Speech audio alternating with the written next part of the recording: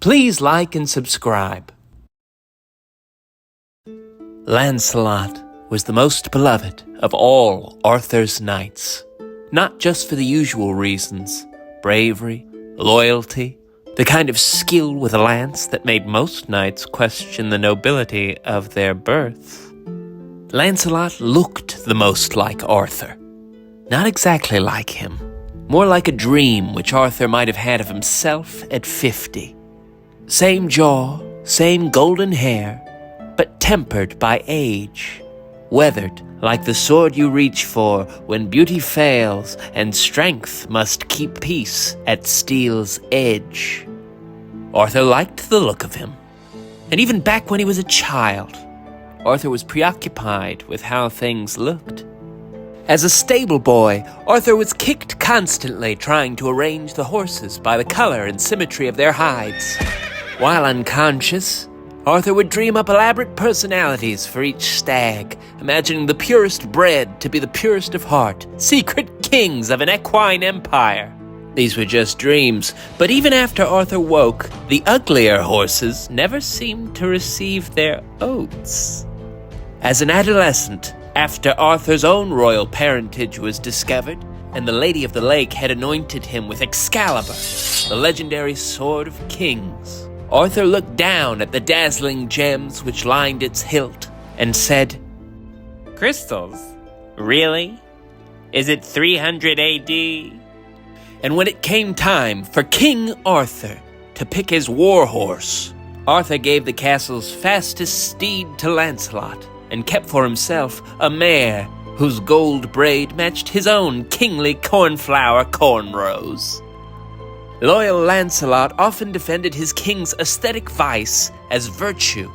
Who else could conceive of Camelot, this delicate kingdom of glass and gold, but our Arthur, whose love of symmetry is such that he holds might and majesty in equal esteem."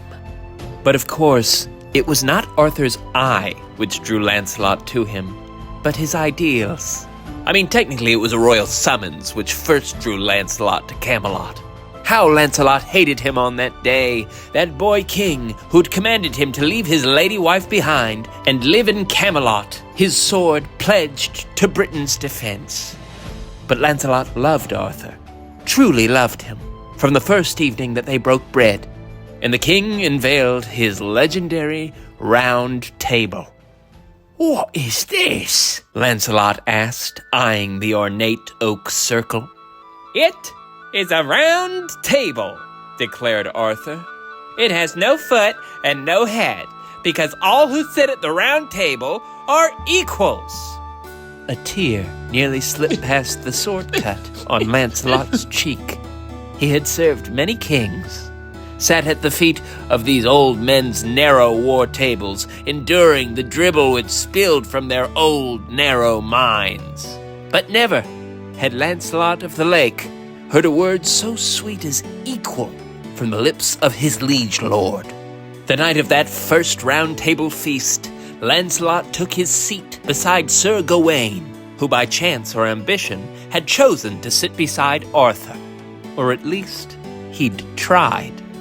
The second Gawain's tacit-touched chair, Arthur said, "Ooh, Don't sit there. That's Lancelot's seat." and Gawain said, "But your grace, you said all were equal." And Arthur said, "I heard what I said when I said it, Gawain. You're every bit Lancelot's equal, and no one wishes to hurt your feelings. It's just that neither does anyone wish to hurt their eyes. You see, your armor is red, right? Lancelot and I wear gold. If you sit between us, the round table looks like a fucking orange." And then the well-meaning but incautious Sir Dinadan, who sat to the left of Arthur, raised his hand to say, "I'll move for Lancelot, your grace. It matters not where I sit." And Arthur replied, "The thing is, though, it kind of matters where Lancelot sits, 'cause I'm right-handed, you see. And if I need to write a treatise or a declaration of any kind, I'm gonna have to crane my head to the left in order to see my right-hand man." And from that day forward, Lancelot was Arthur's man. It was Lancelot alone trusted to lead his war parties, to clean the rust from his ceremonial gauntlets, to amuse Arthur with chivalrous tales, and otherwise serve as the king's constant confidant. Day or night, Lancelot was on call to discuss the state of the realm, the future of Camelot, Arthur's dreams, his anxieties, and most frequently, Arthur's marriage. Arthur's queen was the Lady Guinevere, a woman whose beauty was legendary, not only for the sublime symmetry of her face, but because she was so seldom seen throughout the kingdom as to be regarded as myth. For the first few years of their marriage, Arthur allowed no one, not even loyal Lancelot, to look upon his queen. "Our queen is like our Camelot," Arthur would announce to perplexed nobles who puzzled over why a king who welcomed all to his table would refuse his own queen a seat at court. "Our queen is like our Camelot. Any man who beheld her glory would be tempted to cross her moat." But later, when his feast had ended, his nobles dispersed, and only the king's most beloved boys remained in the great hall. Arthur would sing a different song. "My queen is much like my mare," he would boast, arching a single blonde eyebrow. "She likey to wait in her stable till her king is ready for a mount." At that, the boys would roar, slap goblets, clang steel against wood. It was the kind of line that made men forget the nobility of their birth. It made them love their king. Still, each night there came a later hour, when every knight returned to his respective stable, and there was only Arthur and Lancelot and the light of a dying fire. Suddenly, the tone would shift. Arthur would confess, nearly through tears, "My queen, Lancelot, is much like my mare. She's in fucking heat, and I can't take her anywhere." Yes, legendary too were the queen's appetites, though Arthur was the only bard who dared sing those songs, and Lancelot his audience of one, listening with ears open and jaw clenched, until such a time as Arthur asked to be affirmed. Then Lancelot would say, "Who but Arthur, our Christian king, could so cherish the chastity of his bride that he would deny himself nightly his right to relieve her of it?" But there came a night when drink had made Arthur particularly forthcoming, and even loyal Lancelot grew weary of his king's whinging about the queen's constant come-ons. "Oh, Lancelot, what's he asked me to do at the end of the day? Caligula would have blushed. There are days where I wish it were you, not I, who'd been born to bear the burdens of the crown." Perhaps it should now be known that Sir Lancelot was in fact born to bear the burdens of the crown. For in all of Sir Lancelot's chivalrous tales, no figure was more tragic than Lancelot himself, the disinherited son of the pagan King Ban. Lancelot's father, King Ban, like all of his heathen forefathers, worshipped the devil gods of the old traditions. And on the day of his coronation, Ban performed a most devilish ritual called the Marriage to the Land. The Marriage to the Land was an ancient and evil practice in which the incoming king stood before his noblemen, naked as sin, in an indecent attempt to prove his honesty by symbolically vowing to conceal nothing from them. He would then offer his body to the kingdom's high priestess, fucking her with reverent tenderness on the bare ground, as a symbolic gesture of the love which he swore to bear the land which he served. It was a disgusting and stupid ritual, and because of it, Ban was burned living by a righteous band of Christian crusaders, who upon learning he had fathered a child with the Lady of the Lake, declared the boy unnatural, unholy, and therefore quite logically only fit to serve as the king's royal gopher. That boy's name? Lancelot. And that night, sitting beside his liege lord in the warmth of his summer fire, Sir Lancelot of the Lake at last loosed his lips. "It's merely marriage, your grace. Don't you think it's natural for a queen to long for her king's company? You are beloved by all Englishmen, but loved by none so much as your English woman. I imagine it must be difficult for her at times to feel like your loyalties belong first to your loyal subjects." A far-off fire crackled. The king said nothing, so Lancelot crackled on. "I mean, when was the last time you brought her to a joust? I see you training with your young squires all the time. Perhaps you and the Queen's time would be better spent jousting, you know?" Ooh, this was fresh. The kind of remark that from anyone else would have been that man's last words. And for a moment, Arthur did seem angry. But a moment was the longest Arthur could ever stay angry with Lancelot. "Oh, Lance," the king sighed. "You're so right. Nightly, my lady wife must worry whether I've forgotten the way to her chamber, if she thinks of her king at all, for I have offered her no worthy memories, not even on our wedding night." "Wait, what?" said Sir Lancelot. "I know," said Arthur. "Am I terrible?" "I mean," said Lancelot, "for the kingdom, that's a little hard to hear, you know. Without an heir, your high lords will likely wage war over the line of succession, which is not great for me as your war duke."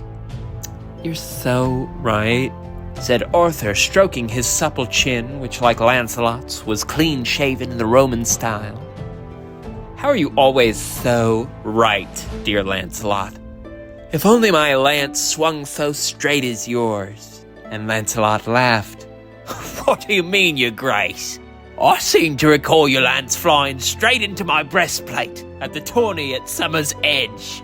And Arthur said, "I recall it, for it was the last time I jousted, seeing as you nearly unseated me twice in front of half of Britain. I need loyal squires, for they'll be jousting in my place for the rest of my days." And at that moment, Arthur's pupils got wide. "Then mayhaps that's the ticket." "What is?"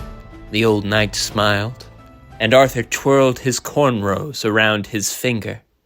"Mayhaps I should send someone to squire in my place." Again, Lancelot smiled. "What? You wouldn't be the first. I could have Lady LeFay sneak you in. I hear that's how Guinevere does it, when her appetite grows insatiable, as always it seems to do. Can you believe that? She sends mine own half-sister, the Lady LeFay, out to mine own war camps like some Saxon strumpet carrying a cart and a cloak.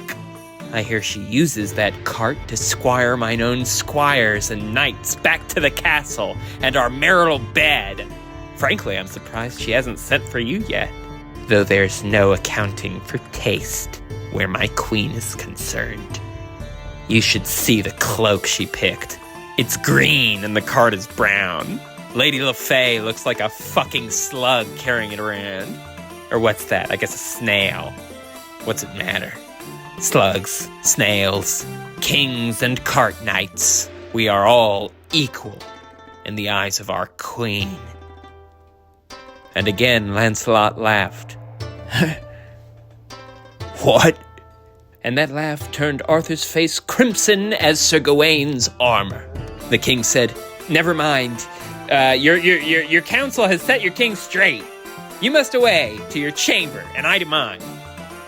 The king can't wait to desecrate his marriage. I mean consecrate." And Lancelot said, "I think you mean consummate." And Arthur said, "Oh, I hope you're right." But as Lancelot trudged back to bed, he never saw Arthur rise from the table. In fact, when he saw him next, it was morning, and the king was still seated in the same spot. The great hall had filled all around him. Goblets cleared, banners straightened, all the knights summoned and standing at attention. Finally, King Arthur stood.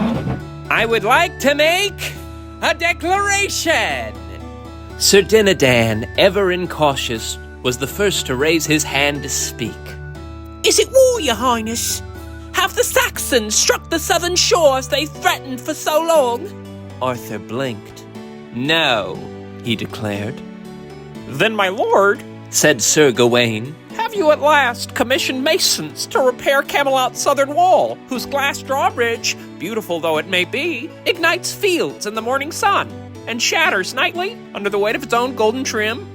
From now on, Arthur declared, raising a hand, any questions regarding my declarations are to be held until after I have declared them. But such as it is, I declare I am leaving. Leaving where, your grace? Asked Sir Tristan.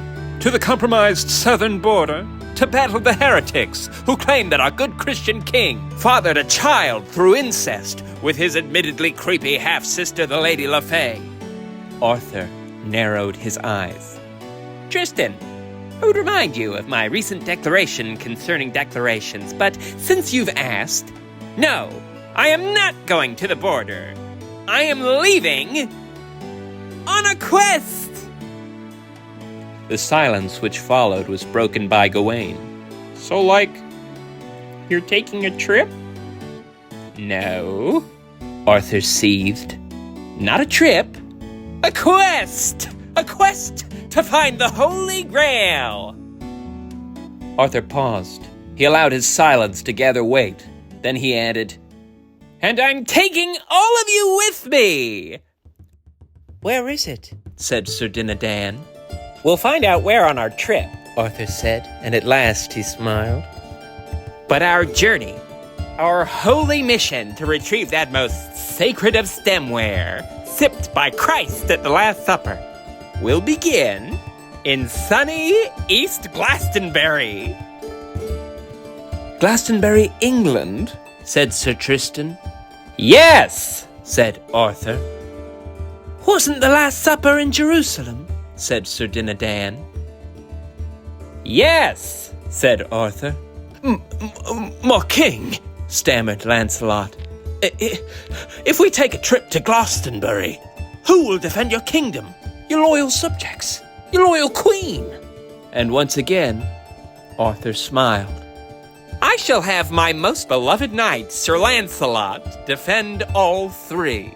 My kingdom, my subjects, and my queen. And you will do so in reverse order. And I pray that you find as much pleasure in your duty as your king takes in his own. That night, the Lady LaFay summoned Lancelot to the Queen's chambers. In spite of Arthur's own gallivanting, he had left strict orders for his queen. Guinevere was to remain bedside until nightfall, when darkness would obscure her beauty from the hungers of lesser men. And even then, only loyal Lancelot was permitted in her care. Arthur saw to it that this great burden of trust was lightened by the glass doors which he had installed in her chamber. Christ, Lancelot muttered as he watched the friars who Arthur had appointed to watch him and Guinevere from behind the glass. This feeling of being observed was so strange, Lancelot nearly invented the phrase zoo animal to describe it. But finally, when the Lady LaFay removed Queen Guinevere's veil for the first time, Lancelot muttered Christ again, for there had been no words invented fit to describe her beauty. Oh, she's off as queen, all right. If Eve had been made from Adam's rib, Guinevere seemed to have been made from a strand of the king's flaxen hair. She was Arthur's perfect counterpoint. Her face, fair as his, her hair equally gold, although Lancelot noticed upon beholding Guinevere's golden braid that it spilled over her shoulders and sparkled with such luster as to put gold to shame. She looked like Aphrodite, if Aphrodite had had a baby with King Arthur. And that thought made Lancelot chuckle, knowing that was the last thing Arthur would think to do with Aphrodite. But when Lancelot finished his private laugh, he saw that the queen's cream cheeks had run red. Said Guinevere, "Is your queen's appearance so comical as to make you laugh, Sir Knight?" "No, my queen." Lancelot blushed, falling to one knee. "Rise, Sir Knight," she said, waving a hand.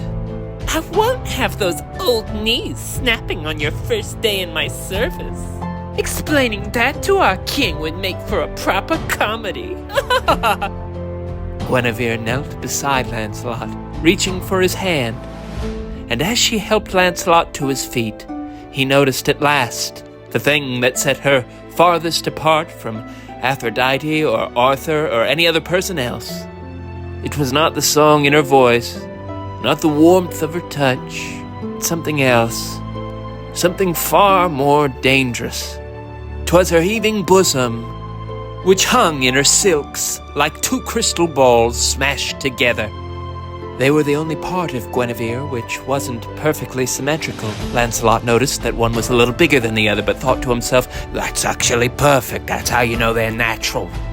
At least Lancelot thought that he thought that to himself until Lady Guinevere said, "What did you just say?" And after a lengthy pause, Lancelot cleared his throat and answered, "I wonder when Arthur's coming back." But Arthur did not come back for some years. And in those years, Camelot saw great prosperity. Lancelot led a war party of young squires to a gallant victory against the Saxon raiders. He had the glass drawbridge on Camelot's southern entrance replaced with a drawbridge. And every night, at the hour of the wolf, Lancelot was summoned to the queen's chambers to serve as her constant confidant. He amused her with his chivalrous tales. She told him her dreams, her anxieties. Nothing was off limits. Lancelot and Guinevere could talk about anything. Lancelot could gossip about which courtesans were betting which court jesters, which friars were fucking children. And Guinevere could talk sports and dazzle Lancelot with her hot takes. "How are you such a jock?" he once asked, genuinely amazed. "I've never seen you at one of the jousts." "I get the play-by-play from Lady Lafay," Guinevere said with a shrug. "Arthur never lets me go. Says I'd ruin it by asking questions or spooking the horses with my period blood." Guinevere sighed, and when Guinevere sighed, her heaving breasts heaved. "Our king, Lancelot," she cooed, "is not so generous with his time as you." Lancelot gulped. "Well, a king's time is more precious than the twilight hours of an old knight. All the same, I pray for our king's swift return, that I may convince him to bring you to a tourney. You should see your king in that light, my lady. He is quite deft with a lance. I'm sure Lady Lafay has told you all about how he once unseated this old geezer at the tourney of Summer's Edge." Guinevere sucked her teeth. "She told me that to spare Arthur's ego, you jumped in front of his lance." And that loyal Lancelot could not abide. "No, my queen. Arthur struck fair and true. The king is nimble, your grace, fast, and what's more, he's young. He knows what he can do that an old man cannot." "I'm sure you're right," smirked the queen, leaning forward. "Young men must have their merits, though for the life of me, I could not name them." "Oh no?" said Lancelot. "Oh no," said Guinevere. "I grow tired of young men, always thundering on about their destinies, their grails. I prefer a knight with some rust on his gauntlets. A knight who..." "Who what?" Lancelot begged. "A knight whose knees ache when it rains. Tell me, Sir Lancelot, do your knees ache in the rain?" "These old things," laughed Lancelot. "If it's overcast, they buckle like a glass drawbridge." "As it was for my own lord father. I used to rub tinctures on those weary knees when he rode home from war. Rub them deep. He was a deeply perfect man, my father. You are like him in so many ways." "And you like that?" Lancelot coughed. "Old knees, I mean." "I do," sighed Guinevere. "I like to rub them." And again, when Guinevere sighed, her corset quaked, and the nearly identical crystal balls she smuggled beneath her silks threatened to burst forth and tell their future. Lancelot prayed they would. He needed guidance. The great wartime strategist, the master of maneuvering, was lost in love with no clue how to proceed. He stood at a crossroads. To turn right was to betray his king and his kingdom. To turn left was to betray his heart. Most nights, Lancelot paced the literal crossroads outside of the city gates, his steel shoes grinding the gravel underneath the signpost that pointed Camelot right, home left. And there was a third arm of the cross pointing vaguely towards Glastonbury. The words Holy Grail, had been scratched into the wood by some hopeful vandal. Lancelot didn't sleep. He just paced and plotted and prayed for a reprieve from his turmoil. One night he muttered to himself, "If I was ever to actually look into one of Guinevere's milky white crystal balls, I'm sure it would tell me my fate is a tragedy, that I'm doomed to be loyal Lancelot, the man who loved nothing more than his king, except for his queen." What did you say? Asked a voice from behind him. It was Sir Dinadan. Apparently, Lancelot had said that out loud. What are you doing here? Dinadan asked. Lancelot examined his surroundings and found he could recognize them, even through cover of night and heavy rain. He stood in the land which Christians called Glastonbury, the land of his birth, known to the Druid folk as Avalon. Lancelot, did you say you're in love with the Queen? Dinadan repeated. What are you doing? Lancelot shot back when he noticed the glimmer of gold in Sir Dinadan's hands. Oh, I'm just cleaning Arthur's gauntlets, Dinadan babbled. No, you're not, Lancelot leered. I'm not? Dinadan blinked. No, you're doing my fucking job. Lancelot snatched the gauntlets, Arthur's gauntlets, still warm from the boy king's most recent crusade. To touch them, Lancelot's blood boiled, for they brought to mind the many adventures Arthur had enjoyed while leaving him alone and in agony. Where are you going to, Lancelot? Dinadan asked, but his voice already sounded far away. Lancelot marched toward the only tent in camp tied shut with cornflower gold ribbons. I'm going to beat the king to death. The king's golden tent shimmered slightly like a mirage. Are you looking for Arthur? Dinadan called after him. He's out! Out gallivanting, said Lancelot. Where is he? Which young squire does he entertain whilst I toil? Which knight? Sir Tristan? Sir Bors? Sir Gawain? And as if conjured by contempt, there he was, Sir Gawain in the distance. Even through the pouring rain, Lancelot recognized Gawain by the glittering gold armor Arthur had once loaned him to stop his wearing red to the table. Lancelot watched as the knight crept stealthily toward a waiting carriage, his young knees nimble, his pride pliable enough to allow himself to be spirited away in a cart like the contraband he was. Then Lancelot saw the smuggler, a high-born lady draped in somber green riding cloak meant to conceal her station, carrying with her a brown cart that made her look like a fucking snail.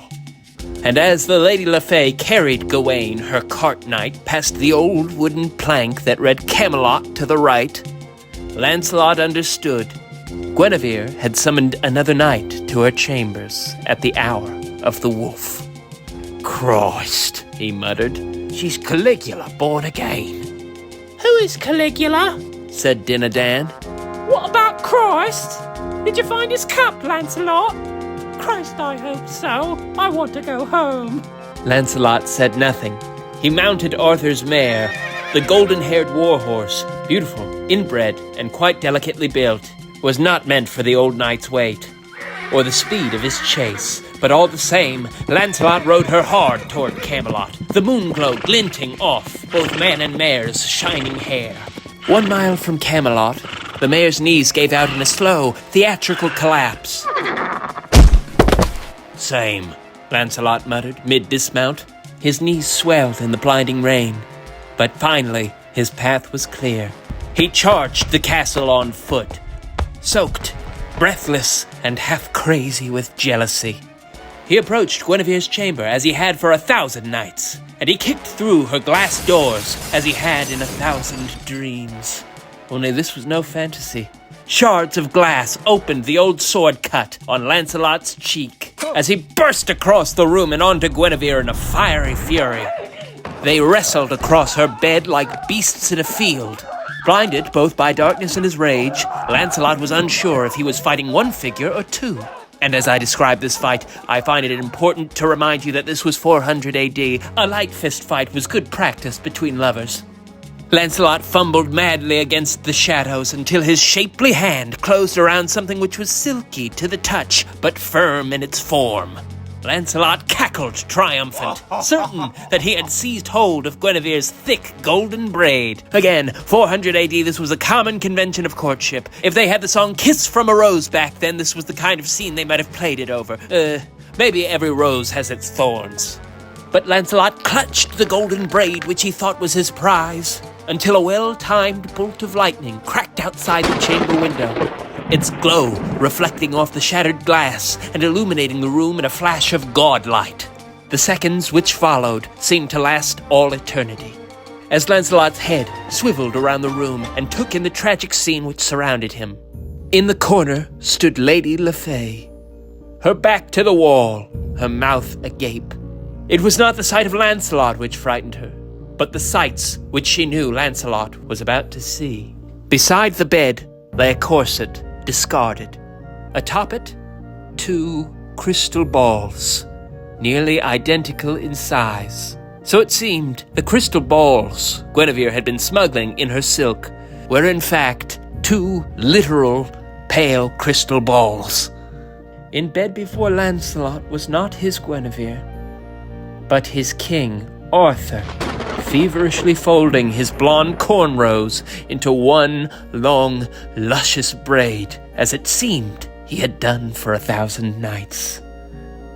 Lancelot felt the object which he held in his hands, its velvet soft exterior, its solid, unyielding core. It could not have been Guinevere's golden braid, for there had never been a Guinevere. Lancelot was clutching Arthur's pale, slightly curved lance. A few friars had gathered upon hearing Lancelot shatter the glass door, though they'd been slow to respond. Many of them had spent many nights watching Lancelot court Guinevere from behind glass, and had been praying for him to make the first move, which was a phrase they had invented to describe rape.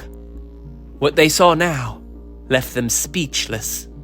As the lightning faded and darkness returned, all present were quietly grateful for the cover. No one spoke until Lady Lefay, continually proving herself to be the most selfless half-sister of all time, cleared her throat. I am Queen Guinevere, she announced. You are? Asked Arthur, shocked both by Lady Lefay's lie and by the skill with which she mimicked his Guinevere voice. Yes, I am, said Lefay. And I, Queen Guinevere, am a whore. Your king and his loyal Lancelot have caught me in bed, whoring with another man. What man? Asked the bravest friar. Questions later, Lefay answered as Guinevere. The only thing that matters now is that the honor of Arthur, our king, is not in question, nor that of Lancelot, the king's most beloved knight, who is also his and the Lady Lefay's cousin. I don't know if anyone ever mentioned that. But that's not of consequence. All that's of consequence right now is that I, Guinevere, your whore queen, am gonna have to go away for a while. You mean like on a trip? Arthur offered hopefully.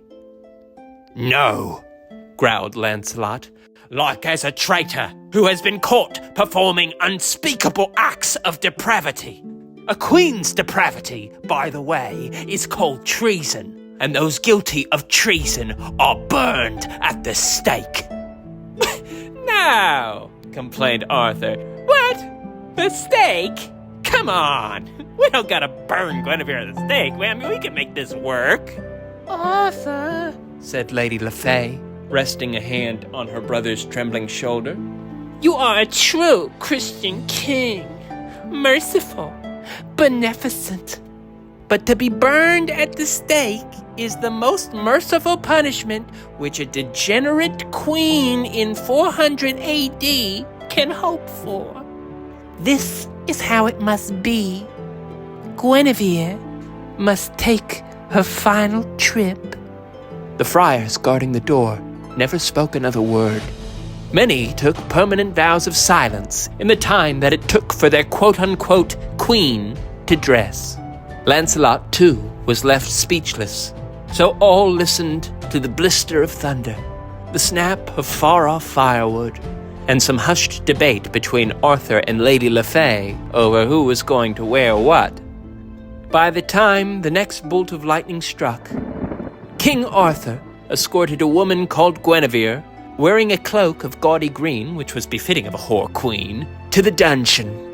There were whispers later that the compassionate King Arthur had allowed the queen to come in and out of the stocks in the days leading up to her date with the stake. The case was a point of fascination for all in Camelot, all except for Sir Lancelot of the Lake, who did not participate in such gossip.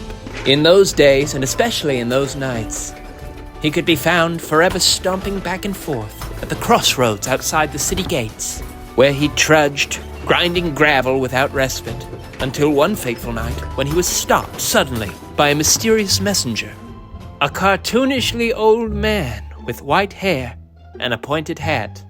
"Who on earth are you?" growled Lancelot.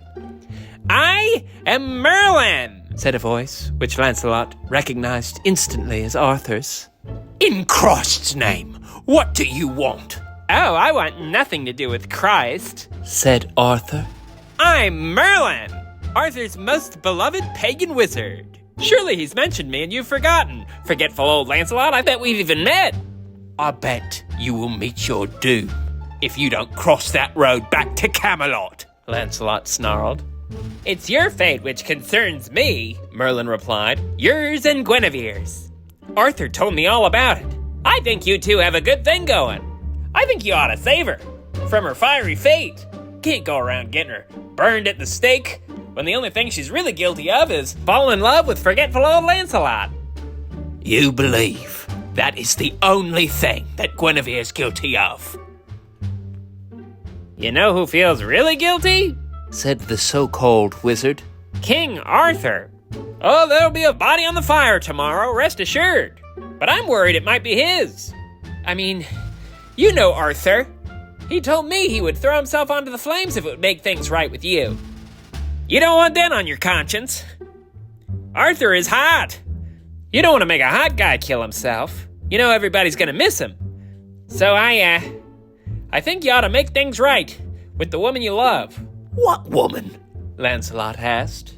And what love? Everything I know about Guinevere and Arthur and you is a lie. I hope you do burn.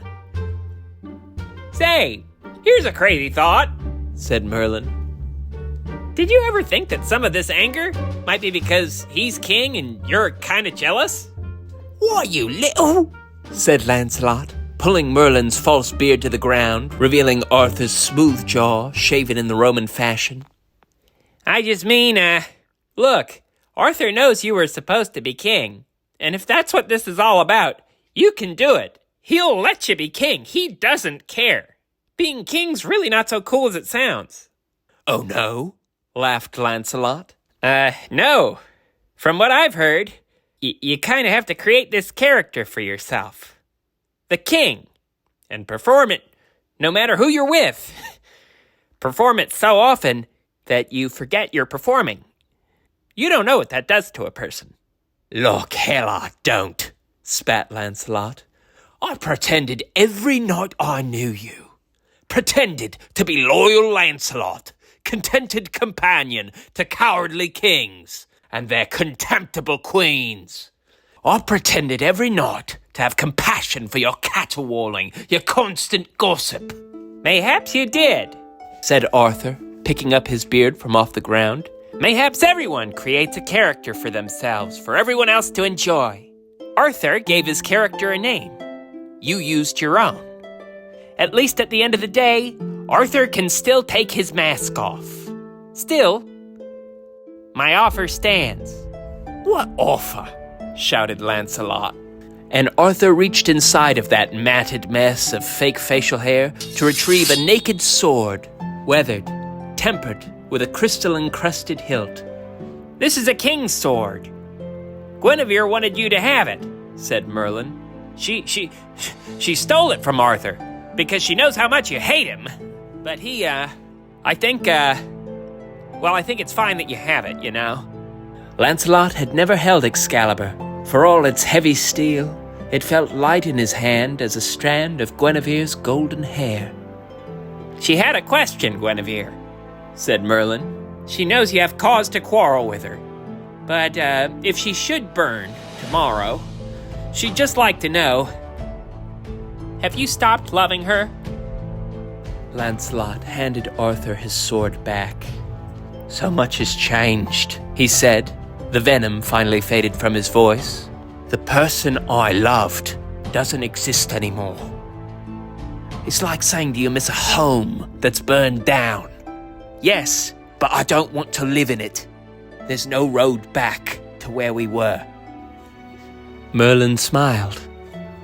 Arthur mentioned you're from Avalon. As a wizard, that makes us paisan. It's funny. They say there's no road back to our home.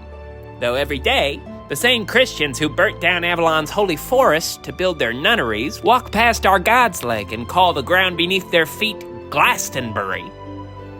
Isn't it strange how two things can occupy one space in the same moment? Christians claim to hate the old gods, but none of them were willing to follow me, or were willing to follow Arthur, until the Lady of the Lake gave him this sword. I've heard my most pious priests say that if anyone who is not fit for the throne should touch it, they should be cursed for the rest of their lives. Anyhow, as surely as Christians fear this pagan sword, there can be no priest in East Glastonbury who wanders through the mists of Avalon and wonders as to where it is that he stands. Just as you're sure that you're talking to an old pagan harlot named Merlin, but you also know you're standing at a crossroads talking to somebody else. And before heading off down the road, Merlin cut down the crossroads post, which had haunted Lancelot 1,000 nights, and drove Excalibur into the stone which had held it in place. Alakazam, said Merlin. The next guy who holds this sword is going to be worthy of it. Merlin hesitated. The hilt is lined with crystals. I know, it's awful. But they say if you look into them, you can see your future. And as the odd magical man sauntered off toward Camelot, Lancelot looked into those pale stones. He saw his future. A future without Arthur. A future where he never heard the soft song of Guinevere's voice. A future without magic. Camelot was magic, whatever else it was. A glass castle of endless dualities whose ideals were both foundation and fault line. A place where a king, noble, just, and beloved, was both the victim of betrayal and its architect. Where the loyalist of knights could become lover to his queen without ever doing his king dishonor. Lancelot watched as rain pounded the muddy plank which read Camelot to the right, and he sank to his old, weathered knees. And the rest, they say, is history. Though I suppose there are those who would call it legend. Legend, history. These are two things which often occupy a single space in the same moment. Whatever the nomenclature, every man, woman, and child holds it to be true that Guinevere did not burn at the stake, that she was saved by a love which toppled an empire, that of her loyal Lancelot, who cut her free with his crystal-encrusted sword, and cut down every friar who had gathered to watch her fry. Those so-called Christians whose faith of forgiveness seemed always at odds with the perfection they demanded from our flawed mortal hearts. Legend has it, Arthur was rarely seen around the castle after that. He replaced the glass doors of his chamber with doors, and rumors swirled amongst nobles that he was hiding behind those doors, growing his fingernails long and pissing in jars, broken by the betrayal of his most beloved knight. A pity. Had he spent as much time with his loyal subjects as once he had, before vanishing like the grail he so longed to attain, his people might have risen up to defend him years later, when a challenger came to claim his kingdom. A man named Mordred. He claimed to be Arthur's heir by his half-sister, the Lady Lefay, come home to depose Camelot's absentee king. It was a claim which all who had known Arthur seemed to believe, not just because there was a whole lot of talk about how close he kept his admittedly creepy half-sister, the Lady Lefay. Mordred looked just like Arthur. Not just like, but like if Arthur had a dream of himself wearing a black wig. Other than the hair, Mordred looked just like Arthur. They had the same jaw, they were the same age. Mordred explained that away. Complications from the incest. But the thing that set Mordred the farthest apart from Arthur was not his raven hair, not his deftness with a lance. What distinguished Mordred was that the woman he loved never left his side. Mordred kept a mistress, you see. Her beauty was not legendary. She was a 50-something-year-old blonde, haggard, a couple of sword cuts under her eyes that court gossips hoped Mordred hadn't given her. But she was the most popular lady at court, not only because she could tell a good, chivalrous tale, but because she had a rack, like two crystal balls stuck together. Ho, ho, ho, ho. Oh, some of you may think I'm being crass here, commenting on a woman's appearance this way. Well, rest easy, for I am King Mordred's mistress. This chivalrous tale which you've just heard is my favorite to tell. That often perplexes the nobles, many of whom puzzle over why Mordred's bitch spends so much of her time ensuring that all Englishmen remember the legend of King Arthur. To them I say this: your king was like your kingdom, too beautiful for this world. Britons were not ready for their king, or their degenerate queen for that matter, in his time. So, I will tell his tale until they are. That usually appeases the ladies, and the lords seem content to just watch my nearly identical crystal balls bounce under my dress. When they look at them, they may not be able to see their futures, but if they should listen to this old lady's knees, they might know whether or not it was about to rain.